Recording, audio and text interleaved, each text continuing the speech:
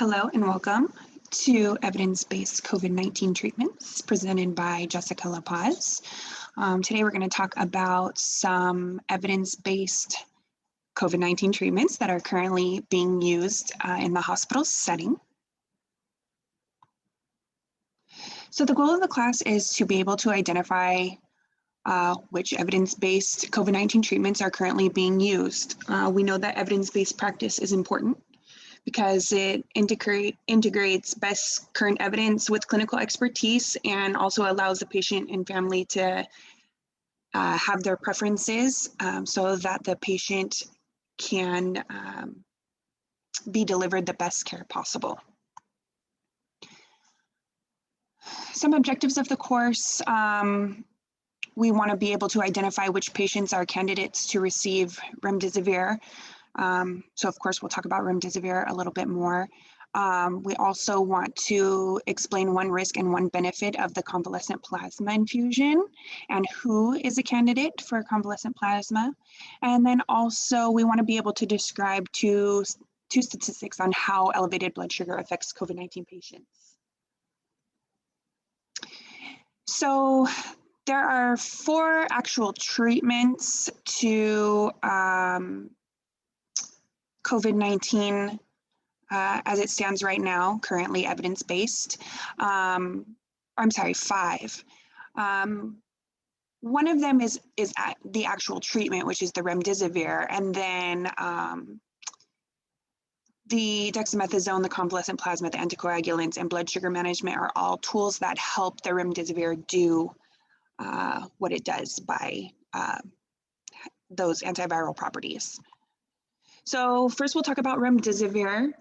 Remdesivir is an antiviral. It's currently the only drug that has been approved by the Food and Drug Administration to treat COVID-19. It is only used in the hospital. It's only recommended for those hospitalized patients who are requiring oxygen. It is not recommended for patients who are experiencing severe symptoms and requiring ventilation. And that's only because there's not enough data showing that it really has a benefit in the advanced stages of the disease.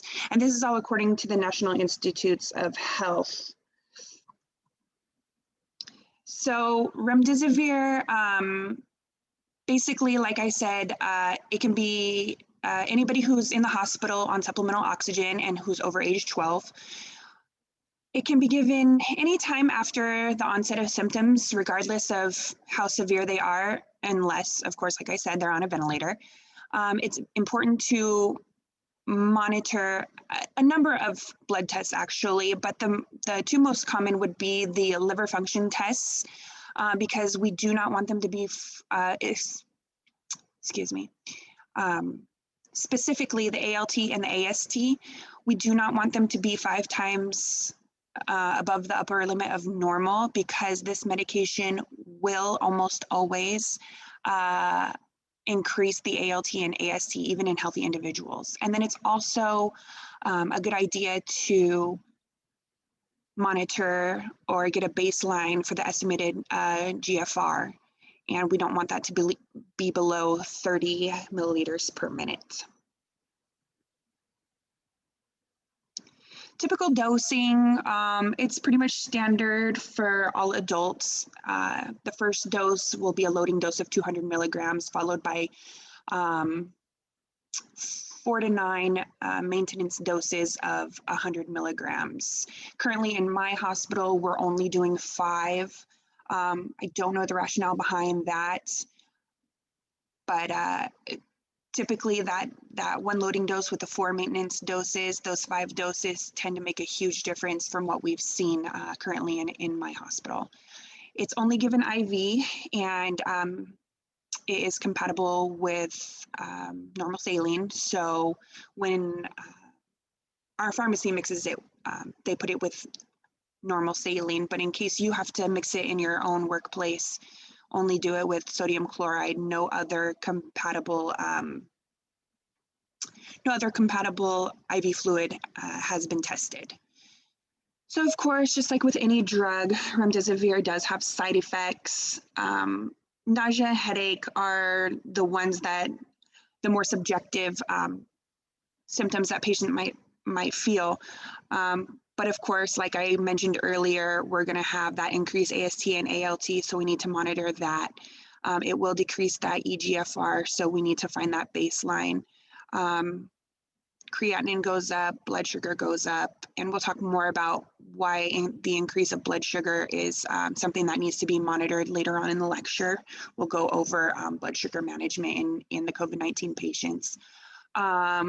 It decreases the hemoglobin, it decreases the lymphocytes, and it will increase the prothrombin time. And although that is a side effect, it's not necessarily a negative one, and we'll talk about that when we go into anticoagulants.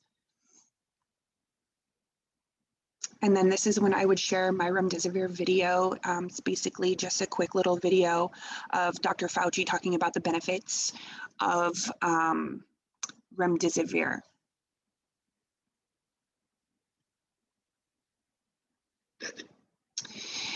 Then the next medication is dexamethasone. It's a corticosteroid, and we all know that it helps decrease inflammation, especially in the lungs. There have been studies that show there are lower mortality rates for people who receive 6 milligrams per day for a total of 10 days. This is currently what we are using in my hospital. We are giving candidates 6 milligrams per day for 10 days. And we do it in not only our ventilated patients, but we do it in all of our patients who are hospitalized. But it does work most notably in those ventilated patients. This is a cool thing I found, I believe it's on the NIH website, and basically it's the current recommendations for the dexamethasone and the remdesivir medication treatments and what type of patient they're most appropriate for. So I just put on the PowerPoint here, note that most of our hospitalized patients may benefit from either remdesivir, dexamethasone, or both. So basically, if you're not hospitalized and you have mild to moderate COVID-19 symptoms, just go with whatever the other doctor gave you. But dexamethasone or remdesivir is not necessarily anything that will help you at that point. Once you are hospitalized, if you don't require supplemental oxygen, you don't really need the dexamethasone, but remdesivir may or may not help you. I know my hospital will currently give it to anybody who is hospitalized and who is a candidate. For the hospitalized patients who are requiring supplemental oxygen, definitely remdesivir is great, and dexamethasone as well. If they're requiring the oxygen through a high flow device or non-invasive ventilation like a BiPAP, dexamethasone is good, not necessarily the remdesivir anymore. And then when your patient is ventilated, dexamethasone is really the only thing that's going to help them at that point. And then I would open the floor for questions because I kind of already went over a lot of information, so I just want to make sure that things are clear as far as now. Then move on to convalescent plasma. This is a great video about a couple's experience with convalescent plasma and being on death's door related to COVID-19. And it just gives I wanted to put the video first because it does give a great overview of convalescent plasma, what it is and how it works. So it's actually a really great video. Convalescent plasma is basically plasma from people who have already had the COVID-19 virus and whose body has produced antibodies.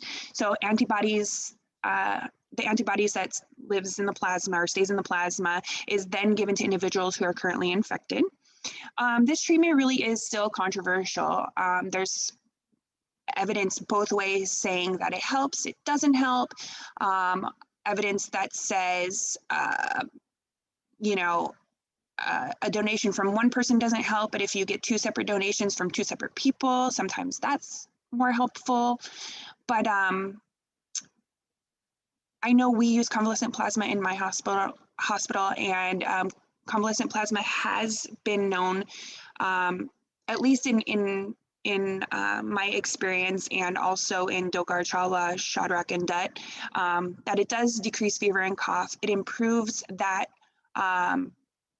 ground glass look to those chest x-rays. It decreases the inflammatory markers, which is, you know, the goal of dexamethasone. It decreases the viral load, and it really does increase the oxygenation.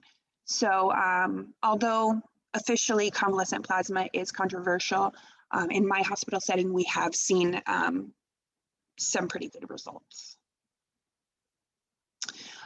Who's a candidate? Generally, everybody is a candidate. The only really caveat to convalescent plasma, or there's two, I guess, caveats to convalescent plasma.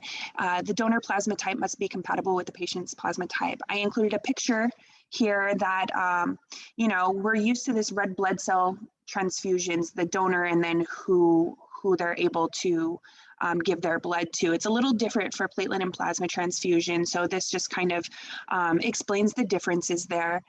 So for example, I am type A positive blood. So if I were to donate my blood, I could only give to A and O. Excuse me, if I were to donate my plasma, I could only donate to A and O. However, if I was donating RBCs, then I could give to A and AB. So there are some differences that we need to pay attention to, because I know most often we do give RBCs, at least on my floor. But then also the other caveat is it's only beneficial if the patient does not already have antibodies.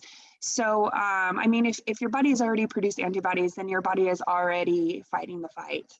So adding more antibodies doesn't necessarily help fight it even more. So the way we check that is we check what's called a COVID IgG, which checks for those COVID antibodies already present in your blood. Okay, and then I would open the discussion for questions, anything about convalescent plasma.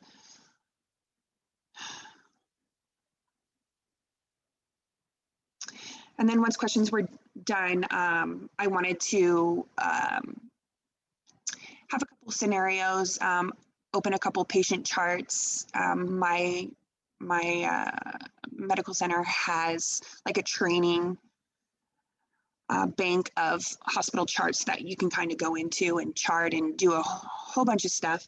And so I would open up one, two, or three different charts and, you know, maneuver through, and we would talk about whether or not the class and I would talk about whether or not this patient may or may not be a candidate for remdesivir or convalescent plasma, and whatever the case may be. So just a little way to get the learners involved in their learning instead of just strictly a lecture. Once that's done, I would start to go into anticoagulants. I would, just like the other two drugs that I mentioned, I would talk about the facts about the anticoagulants, why they're being used, what they're being used for. I would incorporate a video. Of course, I would ask again who would be the candidates, and then open it up to questions. Blood sugar control, again, the facts. I do have a video. And then why it's important in all COVID-19 patients, not just the diabetics, because as I mentioned, you know, the dexamethasone can increase the blood sugar, but remdesivir also can as well. And